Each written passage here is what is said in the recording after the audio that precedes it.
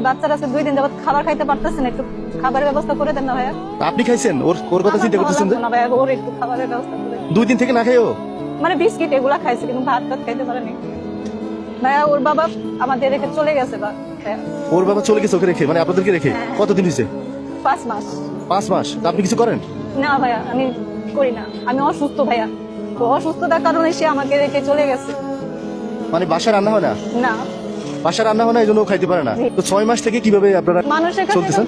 মানে কি বলবো, এরকম সাহায্য চেয়ে যে চলতেছি, সে হুট করে আমাদের রেখে চলে গেছে। আমার অসুস্থতার কথা জেনে সে চলে গেছে। আপনি অসুস্থ? জি ভাইয়া। কি অসুস্থ? আমার ভাই কাশির সমস্যা। কাশির? হ্যাঁ, কাশির সাথে রক্ত যায়। হ্যাঁ। তো অনেক ডাক্তার দেখাইছি, জি। তো রিপোর্ট নরমাল আসছে। জি। তো একটা পরীক্ষা করতে দিছে ব্রঙ্কোস্কপি, আচ্ছা। ওটা করলে পুরো রোগটা বের হবে যে আসলে কি হয়েছে আমার। জি। তো এটা শুনে ওনার বাবা চলে গেছে। বাসা ভাড়াটারা আটকায় রেখে সব। আপনারা কি কোনো বাসায় আছেন? মানে যে বাসায় আপনার স্বামী সহ থাকতেন ওই বাসায় আছেন? হ্যাঁ, ওই বাসা ভাড়া আটকায় রেখে চলে গেছে না। হ্যাঁ। তো বাসা ভাড়াই 43,000 টাকা হয়েছে ডিসেম্বর মাস। 43,000 বাসা ভাড়া হয়ে গেছে? আচ্ছা। 20,000 টাকা সেই আটকাইছে। হুম। তো এর মধ্যে এখন বাসা ভাড়া 10 দিনের মধ্যে না দিতে পারলে চলে যেতে বলছে। মানে বাসাতে বের করে দিবে, জিনিসপত্র রেখা বাচ্চাকে নিয়ে বের করে দিতে বলছে। আপনার বাসা কোথায়?